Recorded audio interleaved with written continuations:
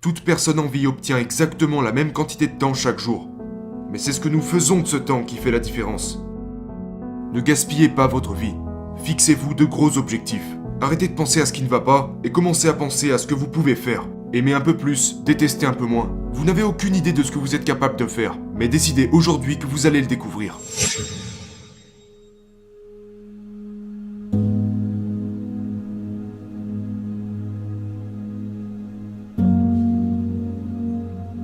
Bonjour et bienvenue. Ça, c'est le temps qui passe. Le temps est un sujet intéressant, n'est-ce pas? Je n'ai pas le temps. Il est l'heure. C'est ton heure. Écoutez. Nous avons tous exactement la même quantité de temps. Exactement. Mais voici quelque chose d'intéressant. Le sable dans le verre du bas représente le passé. Le sable dans le verre du haut représente l'avenir. Mais voilà ce qui se passe. Vous n'avez aucune idée de ce qu'il reste dans le verre du haut. Vous savez uniquement ce qu'il y a dans le verre du bas. N'est-ce pas intéressant? Voyez-vous? La seule chose avec laquelle nous avons quelque chose à voir est ce qui se passe ici au centre du verre. Tout le reste n'est qu'une illusion, un mythe, ce n'est pas là. Quand j'étais un petit enfant, ma grand-mère disait toujours « Je ne serai bientôt plus là, je ne serai bientôt plus là ». Mais vous savez, il me semble qu'elle a commencé à dire ça quand elle avait environ 60 ans. J'étais un petit enfant. Maintenant, à cette époque, je pensais que 60 ans, c'était vraiment vieux. Mais je n'ai plus le même avis depuis. Mais c'est ce que je pensais à l'époque. Ma grand-mère disait « Je ne serai bientôt plus là, je ne serai bientôt plus là ». Nous pensions que grand-mère ne mourrait jamais. En tout cas, on ne le voulait pas. Nous l'aimions énormément. C'était un ange. Mais elle nous a quittés à 94 ans. 94. Ça faisait 34 ans qu'elle disait qu'elle allait bientôt partir.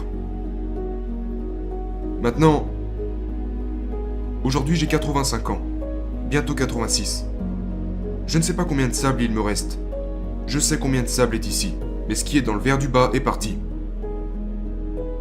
Quand j'étais jeune, à la même époque, j'avais un ami qui s'appelait Bob Yates. Bob et moi étions comme les doigts de la main. On faisait tout ensemble.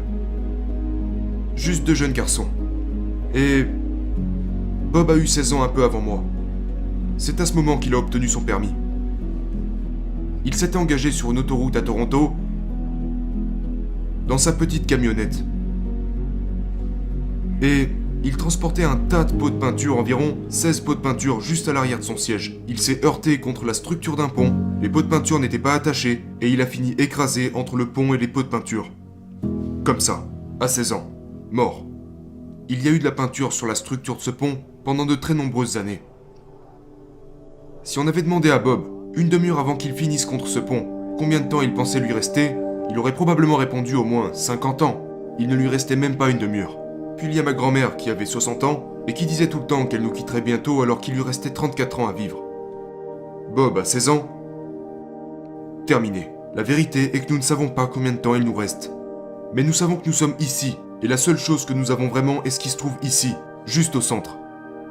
Maintenant. Si nous voulons profiter davantage de la vie, nous devons faire tout notre possible. Maintenant. On ne doit pas dire « Eh bien, plus tard je le ferai ». Ou alors ne nous plaignons pas de ce qui ne s'est pas produit dans le passé. Voyez-vous, j'ai des sabliers autour de moi en permanence. J'en ai 2 ou 3 par ici, et il y en a un autre quelque part par là-bas. Et cela me rappelle que tout ce que j'ai vraiment, c'est maintenant. Je veux être aussi efficace que possible. J'ai eu de nombreux mentors dans ma vie.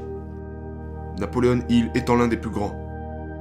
Earl Nightingale pendant 5 ans. Ray Stanford. Le docteur McFarland. Ken McFarland était un homme phénoménal. Dr Harry Roder, Leland Val van der Waal, ces personnes m'ont aidé à façonner mon esprit. J'ai commencé avec rien. Et j'ai construit une entreprise qui opère partout dans le monde. J'ai gagné des millions de dollars. Et j'en suis arrivé à la conclusion que vous et moi sommes capables de faire tout ce que nous pouvons voir. Si nous pouvons le voir dans notre tête, nous pouvons le tenir dans notre main. Nous devons sortir et faire les choses différemment. Nous devons arrêter de nous comporter comme si c'était un jeu. Nous devons traiter la vie telle qu'elle est, sacrée. Et nous sommes capables de faire tout ce que nous voulons. mais nous devons le faire. Ça n'arrivera pas tout seul. Vous voyez, je pense qu'il est très important de se concentrer sur cela. Concentrez-vous sur le présent parce que c'est tout ce que vous avez. Il n'y a pas de passé, il n'y a pas de futur. Maintenant, c'est tout. Quand le sable est parti, il est parti. Maintenant, vous pouvez voir qu'il y a plus de sable dans le verre du bas que dans le verre du haut. Boum, je peux le retourner. Maintenant, j'ai plus de sable dans le verre du haut que dans le verre du bas. Vous ne pouvez pas faire ça avec votre vie. Je peux le faire avec un sablier. Je ne peux pas le faire avec ma vie.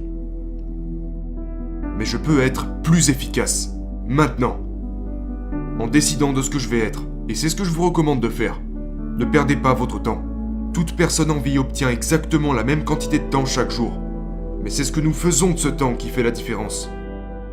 Ne gaspillez pas votre vie. Fixez-vous de gros objectifs. Arrêtez de penser à ce qui ne va pas et commencez à penser à ce que vous pouvez faire. Aimez un peu plus, détestez un peu moins. Vous n'avez aucune idée de ce que vous êtes capable de faire, mais décidez aujourd'hui que vous allez le découvrir. C'était Bob Proctor. Merci.